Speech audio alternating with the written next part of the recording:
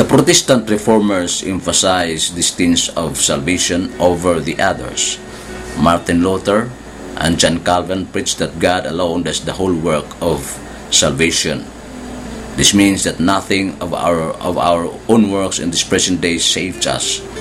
As Calvin puts it, even faith itself does not possess the power of justifying, but only insofar as it receives Christ.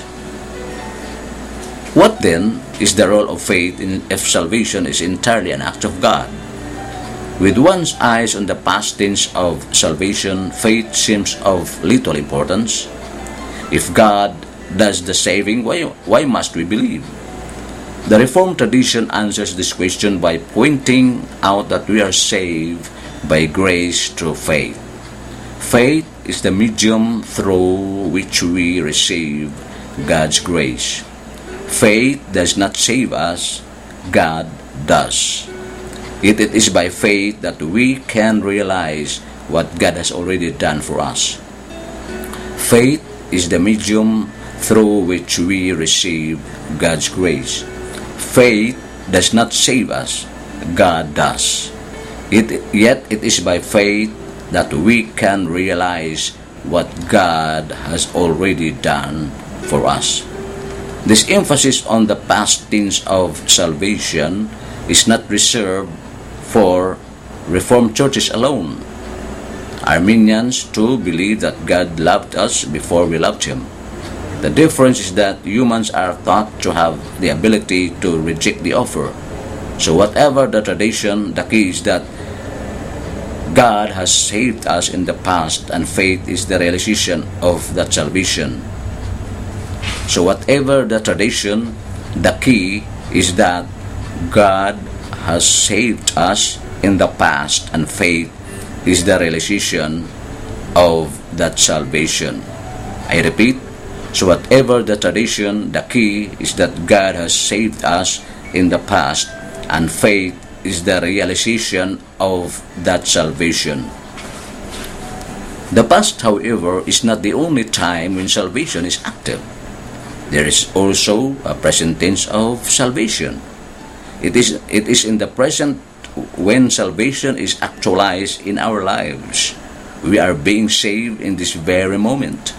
Although we know that we have already been redeemed by Christ in the past, every day we realize the power of salvation more and more. Many can speak of being saved at a young age, but not really understanding the true meaning of salvation until much later. I know that this is true for me. So salvation cannot be simply a past event. It always remains a present reality. In the last century, Karl Barth, Paul Tillich, and a host of other theologians emphasized this present tense of salvation. They focus on the way God interacts with humans in this very moment of existence. They would contend that God's saving grace is felt strongest at this very moment, not in the mere memory of what He has done.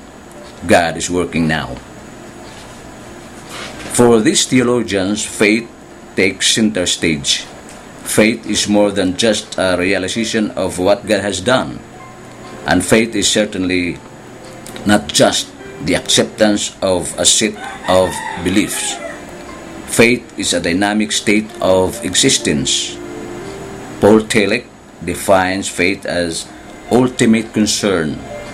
In other words, a faithful person is one who fully invests his or herself into God.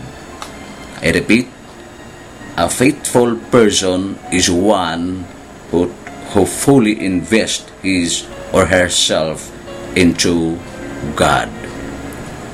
The emphasis on the present tense of salvation and its implications for a dynamic faith is most significant in its treatment of doubt.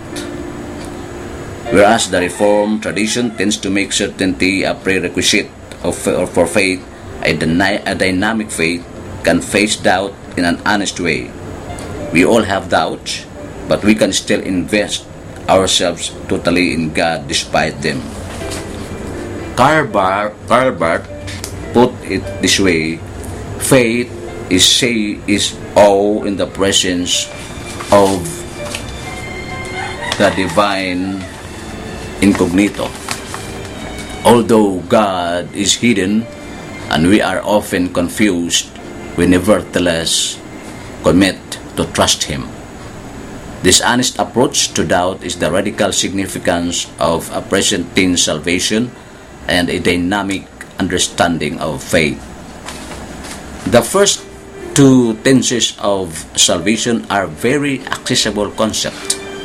The past tense of salvation is probably one we are all used to hearing about.